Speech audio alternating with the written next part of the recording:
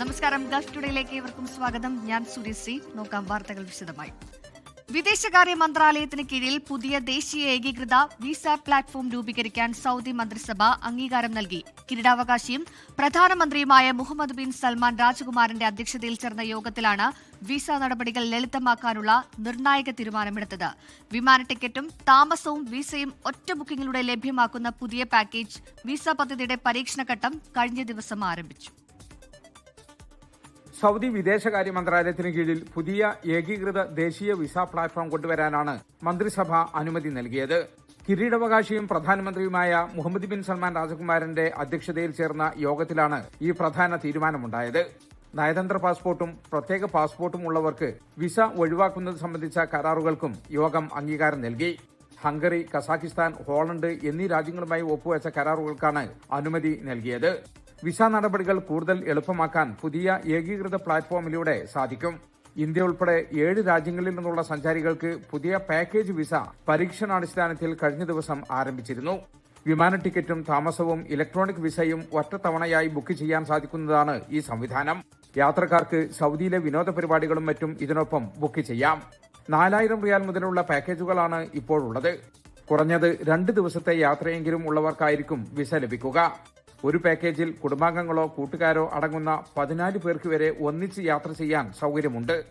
അംഗീകൃത ട്രാവൽ ഏജൻസികൾ വഴിയാണ് ഈ വിസകൾ വിതരണം ചെയ്യുക. 24 ജിദ്ദ. കഴിഞ്ഞ വർഷത്തെ നേരിട്ടുള്ള വിദേശ നിക്ഷേപത്തിൽ റെക്കോർഡ് നേട്ടവുമായി UAE. $4800 കോടി നിക്ഷേപമാണ് UAE ആകർഷിച്ചത്. അറബ് രാജ്യങ്ങളിൽ ഒന്നാം സ്ഥാനത്ത് തുടരാനും രാജ്യത്തിന് കഴിഞ്ഞതായാണ് കണക്കുകൾ. 2025 അറബ് മേഖലയിലെത്തിയ നേരിട്ടുള്ള വിദേശ നിക്ഷേപത്തിൽ 40% വന്നത് UAEയിലേക്കാണ്. United Nations Conference on Trade and ഡെവലപ്മെന്റിന്റെ റിപ്പോർട്ട് പ്രകാരം തുടർച്ചയായ 4ാം വർഷവും പട്ടികയിൽ UAE ഒന്നാം സ്ഥാനത്തുണ്ട്. വാർഷികാടിസ്ഥാനത്തിൽ 6% വർധനവാണുണ്ടായത്. 2031 ആകുമ്പോഴേക്കും FDI സ്റ്റോക്ക് 2.2 ട്രില്യൺ ദിർഹമായി ഉയർത്തുകയും വാർഷിക FDI 240 ബില്യൺ ദിർഹമായി ആകർഷിക്കുകയും ചെയ്യുകയാണ് ലക്ഷ്യമെന്ന് UAE വൈസ് പ്രസിഡന്റും പ്രധാനമന്ത്രിയും ദുബായ് ഭരണാധികാരിയുമായ Sheikh Mohammed bin Rashid Al Maktoum എക്സിൽ കുറിച്ചു. 2025 അവസാനത്തോടെ മൊത്തം FDI സ്റ്റോക്ക് 1.17 ട്രില്യൺ ദിർഹമായി. UAEയിലേക്ക് എത്തുന്ന FDIയുടെ പ്രധാന തരമായി ഗ്രീൻഫീൽഡ് പ്രൊജക്ടുകൾ തുടരുമ്പോൾ 45% ലയനങ്ങളും ഏറ്റെടുക്കലുകളും നടന്നു. 8% വർധനവാണ് ഈ കാര്യത്തിലുണ്ടായത്. പുനർനിക്ഷേപം 11.2%. മൊത്തം 125.2 ബില്യൺ ദിർഹത്തിന്റെ മൂല്യധനത്തിലായി 1562 പദ്ധതികൾ പ്രഖ്യാപിച്ചു. 24 ദുബായ്. ചെറുപ്പക്കാരിലെ ലഹരി ഉപയോഗം തടയാൻ പ്രത്യേക ക്യാമ്പയിനുമായി UAE. സുഹൃത്തുക്കളിൽ നിന്ന് ലഹരി ഉപയോഗിക്കാനുള്ള സമ്മർദ്ദം കുറയ്ക്കുന്നത് ലക്ഷ്യമിട്ടാണ് നീക്കം. ലഹരി ഭീഷണിയെ നേരിടാൻ ഒരുമിച്ച് പോരാടുകയെന്ന UAEയുടെ വിപുലമായ ലഹരി വിരുദ്ധ പദ്ധതിയുടെ ഭാഗമായാണ് ക്യാമ്പയിൻ. ചെറുപ്പക്കാരിലെ ലഹരി ഉപയോഗം വലിയ തോതിൽ വർദ്ധിക്കുന്നതായാണ് കണ്ടെത്തൽ. ലഹരി ഉപയോഗത്തിലേക്ക് പെട്ടെന്ന് വഴുതി വീഴുന്നതും ഇക്കൂട്ടരാണ്. സൗഹൃദ വലയങ്ങളിലൂടെയാണ് ഇവർ ലഹരി ഉപയോഗം ആരംഭിക്കുന്നത്. സ്വാധീനത്തിനപ്പുറം കൂട്ടുകാരുടെ സമ്മർദ്ദമാണ് വില്ലനാകുന്നതെന്ന് ദേശീയ ഡ്രഗ് എൻഫോഴ്സ്മെന്റ് അതോറിറ്റി ചൂണ്ടിക്കാട്ടുന്നു. ഒന്നിനോടും നോ പറയാൻ പറ്റാത്ത സാഹചര്യത്തിലാണിവർ. ആഘോഷങ്ങൾക്കിടയിലും യാത്രകൾക്കിടയിലുമൊക്കെ കൂട്ടത്തിലുള്ള ആരുടെയെങ്കിലും സമ്മർദ്ദത്തിന് വഴങ്ങിയാണ് ഭൂരിഭാഗം പേരും ലഹരി ഉപയോഗം തുടങ്ങുന്നത്. സ്വീകാര്യതയും പരിഗണനയും ലഭിക്കണമെങ്കിൽ ഇതൊക്കെ കൂടിയേ തീരുവെന്ന തെറ്റായ ധാരണ യുവാക്കൾക്കിടയിലുണ്ട്. ലഹരി മരുന്ന് നിരസിക്കുന്നത് ബലഹീനതയുടെ അടയാളമായി കാണുന്നതിനു പകരം ശക്തിയുടെയും ആത്മവിശ്വാസത്തിന്റെയും അടയാളമായി കാണണമെന്ന് ഉദ്യോഗസ്ഥർ പറയുന്നു. വേനൽക്കാല കൗൺസിലുകൾ വൈകാരിക ബുദ്ധി, വിമർശനാത്മക ചിന്ത, പ്രതിരോധശേഷി എന്നിവ രൂപപ്പെടുത്തുന്നതിനായുള്ള വിദ്യാഭ്യാസ സംരംഭങ്ങൾ എന്നിവയിലൂടെ ക്യാമ്പയിൻ നടത്താനാണ് നീക്കം. ഒഴിവു സമയങ്ങൾ യുവാക്കൾ എങ്ങനെ ചെലവഴിക്കുന്നുവെന്ന് പരിശോധിക്കും.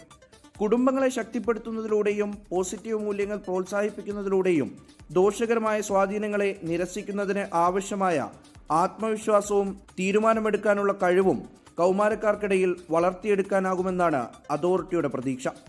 24 ദുബായ്.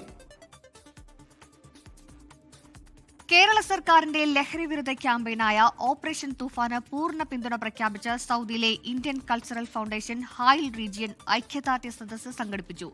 യുവതലമുറയിലെ ലഹരി ഉപയോഗം അവസാനിപ്പിക്കാൻ ക്യാമ്പയിൻ ശക്തമാക്കണമെന്ന് അറഫ ദർബർ ഹാളിൽ നടന്ന സദസ്സ് ആവശ്യപ്പെട്ടു. അതേസമയം വീര്യം കുറഞ്ഞ മദ്യം വിതരണം ചെയ്യാനുള്ള സംസ്ഥാന സർക്കാരിന്റെ നിലപാടിനെതിരെ ഗൾഫിൽ പ്രവാസികൾക്കിടയിൽ വർദ്ധിച്ചുവരുന്ന പലിശയിടപാടുകൾക്കെതിരെയും ശക്തമായ പ്രതിഷേധമുയർന്നു. പാസ്പോർട്ട് പൌരത്വരേഖയെ അംഗീകരിക്കില്ലെന്ന കേന്ദ്ര നിലപാടിനെതിരെ ICF യോഗത്തിൽ പ്രമേയങ്ങൾ പാസാക്കി. UAEയുടെ പൈതൃക കേന്ദ്രങ്ങൾക്കോ പുരാവസ്തുക്കൾക്കോ കേടുപാടുകൾ വരുത്തിയാൽ ഇനി ശിക്ഷ കടുക്കും. 10 മില്യൺ ദിർഹം വരെയും പിഴയും തടവും ലഭിക്കുന്ന നിയമം ഉടൻ പ്രാബല്യത്തിൽ വരും. ഫെഡറൽ നാഷണൽ കൌൺസിൽ കരട് നിയമത്തിന് അംഗീകാരം നൽകി. രാജ്യത്തിന്റെ ഭൗതിക പൈതൃകത്തിനും പുരാവസ്തുക്കൾക്കും മനഃപൂർവ്വം കേടുപാടുകൾ വരുത്തുകയോ മോഷ്ടിക്കുകയോ ചെയ്താൽ 10 മില്യൺ ദിർഹം വരെ പിഴയും തടവും ശിക്ഷയായി നൽകുന്നതാണ് പുതിയ ഫെഡറൽ കരട് നിയമം. അബുദാബിയിലെ സായിദ് ഹാളിൽ സ്പീക്കർ സക്കർ ഖോബാഷിന്റെ അധ്യക്ഷതയിൽ ചേർന്ന കൌൺസിലിന്റെ 3ാം സാധാരണ ടൈമിന്റെ 13ാം സമ്മേളനത്തിൽ പാസാക്കിയ കരട് നിയമം UAEയുടെ എല്ലാത്തരം സാംസ്കാരിക പൈതൃകങ്ങളെയും സംരക്ഷിക്കാനും രേഖപ്പെടുത്താനും ആഹ്വാനം ചെയ്തു.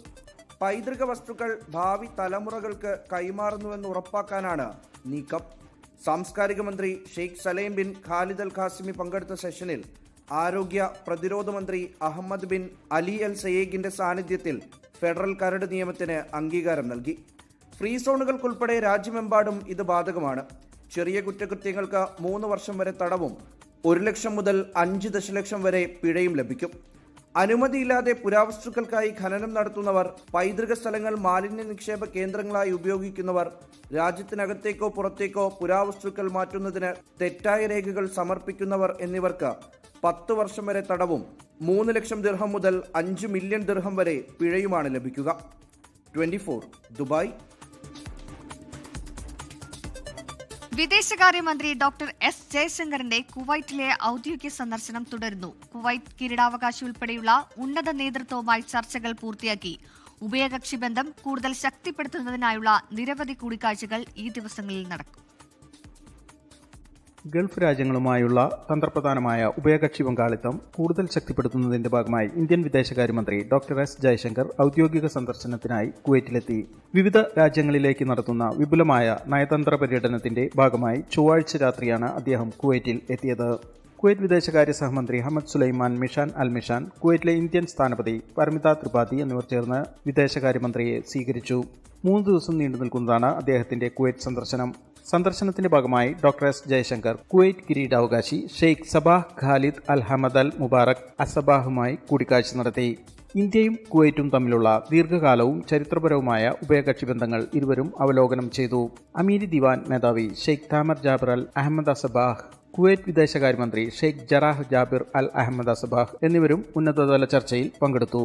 സാമ്പത്തിക രംഗത്തെ സഹകരണം, പുതിയ നിക്ഷേപ സാധ്യതകൾ, ഇന്ത്യയുടെ പ്രധാന ഊർജ്ജ പങ്കാളികളിലൊന്നായ കുവൈറ്റുമായുള്ള ഇന്ധന ഊർജ്ജ വിതരണ സഹകരണം, സാങ്കേതിക കൈമാറ്റവും വിദ്യാഭ്യാസ മേഖലയിലെ സംയുക്ത മുന്നേറ്റങ്ങളും, പ്രവാസി ക്ഷേമം തുടങ്ങിയ വിഷയങ്ങൾ ചർച്ചാ വിഷയമായതായി റിപ്പോർട്ടുകൾ സൂചിപ്പിക്കുന്നു. Doctor S. ജയശങ്കർ കുവൈറ്റ് പ്രധാനമന്ത്രി ഷെയ്ഖ് അഹമ്മദ് അൽ അബ്ദുള്ള അൽ സബാഹുമായും കൂടിക്കാഴ്ച നടത്തി. പ്രാദേശിക അന്തർദേശീയ സംഭവവികാസങ്ങളെക്കുറിച്ചുള്ള കാഴ്ചപ്പാടുകളും ചർച്ചാ വിഷയമായതായും റിപ്പോർട്ടുകൾ സൂചിപ്പിക്കുന്നു. തുടർന്നും ഉന്നതതലത്തിലുള്ള നിരവധി കൂടിക്കാഴ്ചകൾ നടക്കുമെന്നാണ് പ്രതീക്ഷിക്കപ്പെടുന്നത്. ജലിൻ ത്രിപ്രയ, 24 കുവൈറ്റ്. വാട്സ്ആപ്പ് വോയിസ് നോട്ട് വഴി മുൻ സഹപ്രവർത്തകയെ അപമാനിച്ചതിന് കുറ്റക്കാരിയാണെന്ന് കണ്ടെത്തിയ സ്ത്രീക്ക് 30,000 ദിർഹം പിഴ വിധിച്ച് അബുദാബി കോടതി. 21,000 ദിർഹം താൽക്കാലിക നഷ്ടപരിഹാരം നൽകാനും ഉത്തരവിട്ടു.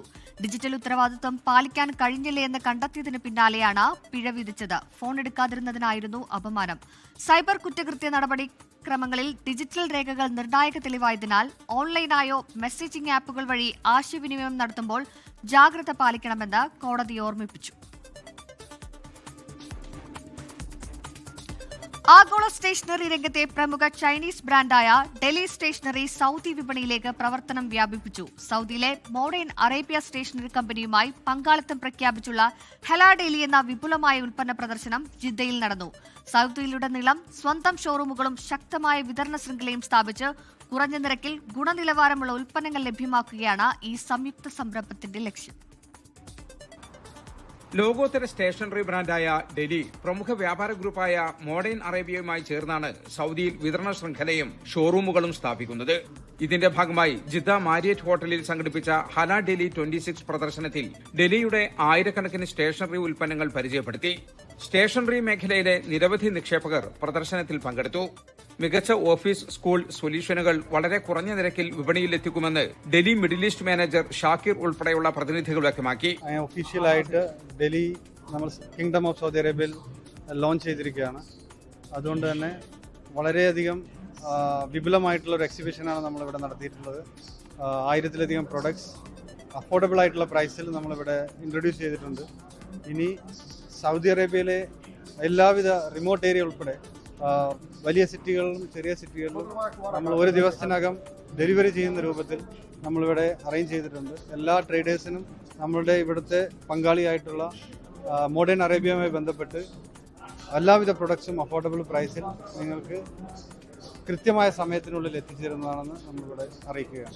10,000 റിയാൽ മുതൽ പർച്ചേസ് ചെയ്യുന്ന കച്ചവടക്കാർക്കായി പ്രത്യേക ഡിസ്കൗണ്ടുകളും ഐഫോൺ അടക്കമുള്ള സമ്മാനങ്ങളും ഉണ്ടായിരിക്കുമെന്ന് മാനേജ്മെന്റ് അറിയിച്ചു. സൗദിയിൽ എവിടെയുമുള്ള ഉപഭോക്താക്കൾക്ക് നേരിട്ടും ഓൺലൈൻ വഴിയും ഈ ഉൽപ്പന്നങ്ങൾ വാങ്ങാനുള്ള സൗകര്യമുണ്ട്. 150-ലധികം രാജ്യങ്ങളിൽ സാന്നിധ്യമുള്ള ഡെലി ഗ്രൂപ്പ് ലോകത്തിലെ ഏറ്റവും വലിയ സ്റ്റേഷനറി നിർമ്മാതാക്കളാണ്. സ്കൂൾ വിദ്യാർത്ഥികൾ, പ്രൊഫഷനുകൾ, ആർട്ടിസ്റ്റുകൾ എന്നിവർക്കായി 24 വ്യത്യസ്ത വിഭാഗങ്ങളിലായി 20,000-ലധികം വൈവിധ്യമാർന്ന ഉൽപ്പന്നങ്ങൾ കമ്പനിക്കുണ്ട്. ജലീൽ കണ്ണമംഗലം, 24 ജിദ്ദ. ഫിൻടെക് രംഗത്ത് വലിയ നേട്ടവുമായി ഇന്ത്യൻ കമ്പനിയായ ടോട്ടൽ പേ സൗദി സെൻട്രൽ ബാങ്കിൽ നിന്ന് E commerce payment technical service provider അംഗീകാരം നേടുന്ന ആദ്യത്തെ ഇന്ത്യൻ കമ്പനിയായി ടോട്ടൽ പേ മാറി. തങ്ങളുടെ നൂതനമായ പേയ്മെന്റ് ഗേറ്റ്വേ സംവിധാനത്തിലൂടെ സൗദി അറേബ്യയിലെ ഡിജിറ്റൽ ഇടപാടുകൾ സുരക്ഷിതമാക്കാൻ കമ്പനി തീരുമാനിച്ചു. 2022-ൽ പ്രവർത്തനം തുടങ്ങിയ ടോട്ടൽ പേ ചുരുങ്ങിയ കാലം കൊണ്ട് 1,500-ലധികം ബിസിനസ് സ്ഥാപനങ്ങളുമായി സഹകരിച്ചു.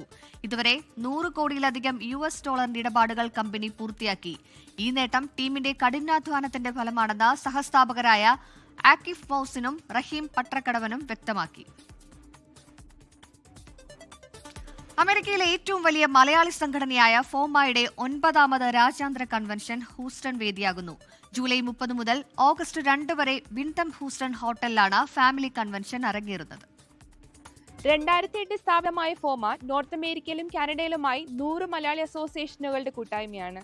ഫോമയുടെ ഈ വർഷത്തെ ഫാമിലി കൺവെൻഷൻ ലോകമെമ്പാടുമുള്ള മലയാളി കുടുംബങ്ങൾക്ക് ഒത്തുചേരുവാനും ആശയവിനിമയം നടത്തുവാനുമുള്ള വലിയൊരു വേദിയാകും. ജൂലൈ 30 മുതൽ ഓഗസ്റ്റ് 2 വരെയാണ് ഈ മഹാസംഗമം നടക്കുന്നത്. കൺവെൻഷനോടനുബന്ധിച്ച് നടക്കുന്ന ഇലക്ഷനിൽ വോട്ട് ചെയ്യേണ്ട 850ഓളം ഡെലിഗേറ്റ്സുകൾ ഉൾപ്പെടെ വലിയൊരു കുടുംബസംഗമമാണ് ഫോമ എക്സിക്യൂട്ടീവ് പ്രതീക്ഷിക്കുന്നത്. ഫോമയുടെ 9ാമത് ദേശീയ കൺവെൻഷൻ ഹൂസ്റ്റണിലെ വിൻഡം ഹോട്ടലിൽ വെച്ച് നടത്തപ്പെടുന്നു. കൺവെൻഷൻ നടക്കുന്ന ഹോട്ടലിലെ റൂമുകളെല്ലാം ഇതിനോടകം തന്നെ ബുക്ക് ചെയ്യപ്പെട്ടു കഴിഞ്ഞു. രജിസ്ട്രേഷൻ വർദ്ധിക്കുന്ന സാഹചര്യത്തിൽ സമീപത്തുള്ള ഹോട്ടലുകളിൽ കൂടുതൽ മുറികൾ സജ്ജമാക്കുന്നുണ്ടെന്ന് ജനറൽ കൺവീനർ ജിജു കുളങ്ങര വ്യക്തമാക്കി. എല്ലാ മലയാളികളെയും ഞങ്ങൾ ഹാർദവമായിട്ട് സ്വാഗതം ചെയ്യുന്നു. ഇലക്ഷൻ കമ്മീഷണർ മാത്യു ചെരുവിലിന്റെ നേതൃത്വത്തിലുള്ള കമ്മിറ്റിയുടെ മേൽനോട്ടത്തിൽ തെരഞ്ഞെടുപ്പ് തികച്ചും സുതാര്യവും ജനാധിപത്യപരവുമായി നടത്തുന്നതിനുള്ള എല്ലാ ഒരുക്കങ്ങളും പൂർത്തിയായി വരികയാണ്. വിൻഡം ഹോട്ടൽ നടക്കാൻ പോകുന്ന ഫോമ കൺവെൻഷൻ വെറും 20 ദിവസം മാത്രം. This is Mito Mamajan signing off from Mexico, 24 USA. ഓസ്ട്രേലിയയിലെ ചൈൽഡ് കെയർ മേഖലയിലെ ആയിരക്കണക്കിന് ജീവനക്കാർക്ക് ആശ്വാസമായി ഫെഡറൽ സർക്കാരിന്റെ സുപ്രധാന പ്രഖ്യാപനം.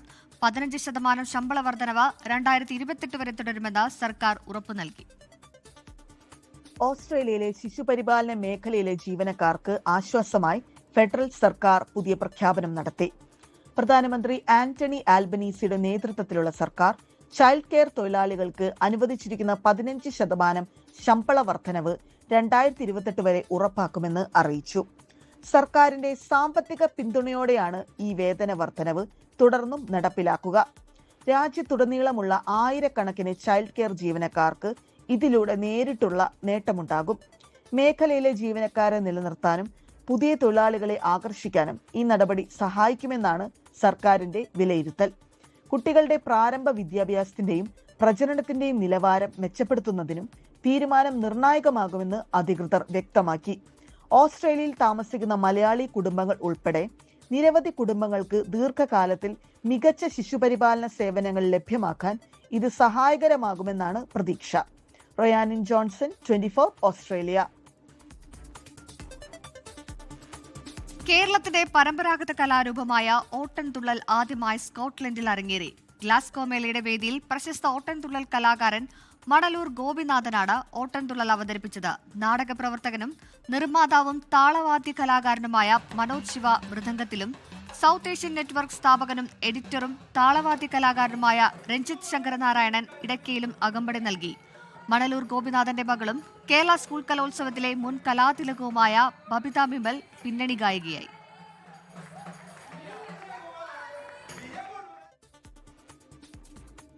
വടക്കേ അമേരിക്കയിലെ മലയാളി പെന്തക്കോസ്റ്റ് കൂട്ടായ്മയുടെ മഹാസംഗമ വേദിയായ പെന്തക്കോസ്റ്റൻ കോൺഫറൻസ് ഓഫ് നോർത്ത് അമേരിക്കൻ കേരളൈറ്റ്സിന്റെ 49ാമത് ദേശീയ കോൺഫറൻസ് 2028 ജൂൺ 29 മുതൽ ജൂലൈ 2 വരെ അമേരിക്കയിലെ ഒക്ലഹോമ പട്ടണത്തിൽ നടക്കും. Convener pastor Tejas Thomas, secretary Binoy Philip Karumankal, treasurer Nibu Vellavanthanam തുടങ്ങിയവരെ ദേശീയ ഭാരവാഹികളായി തിരഞ്ഞെടുത്തു. ജീവൻ തിരഞ്ഞ കള്ളാടി.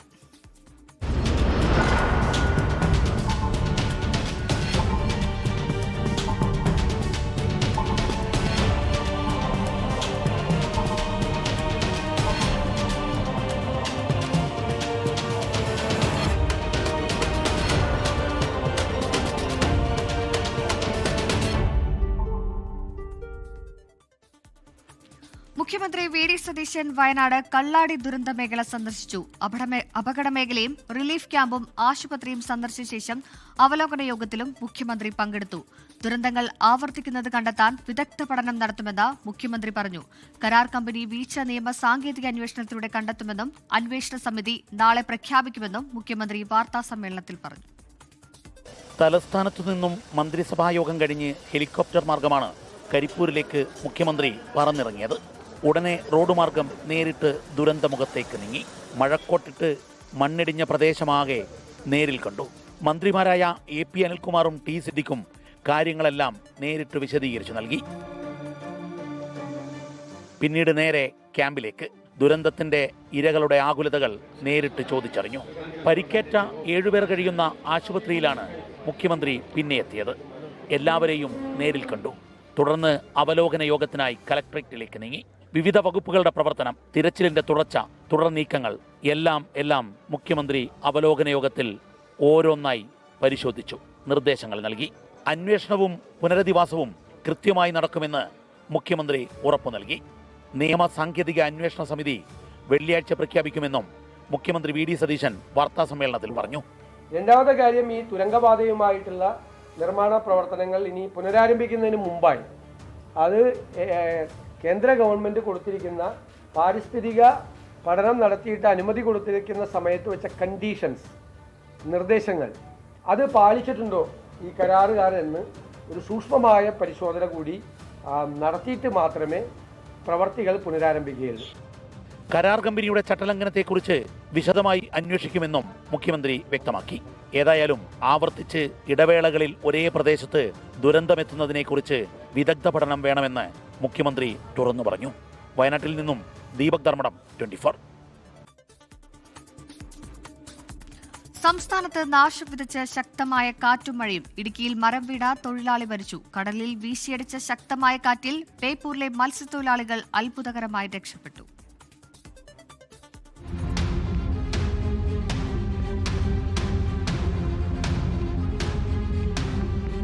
ബേപ്പൂരിൽ നിന്ന് മത്സ്യബന്ധനത്തിന് പോയ ബോട്ടാണ് കടലിൽ വീശിയടിച്ച ശക്തമായ കാറ്റിൽപ്പെട്ടത്. മാറാട് ബഹറുൽ ലിസാൻ എന്ന ബോട്ടിലെ 50-ലധികം മത്സ്യത്തൊഴിലാളികളും അത്ഭുതകരമായി രക്ഷപ്പെട്ടു. ഇടുക്കിയിൽ മരം വീണ് ഏലത്തോട്ടത്തിൽ ജോലി ചെയ്തുകൊണ്ടിരുന്ന തൊഴിലാളി മരിച്ചു. ഗൂഡല്ലൂർ സ്വദേശി പെരുമായിയാണ് മരിച്ചത്.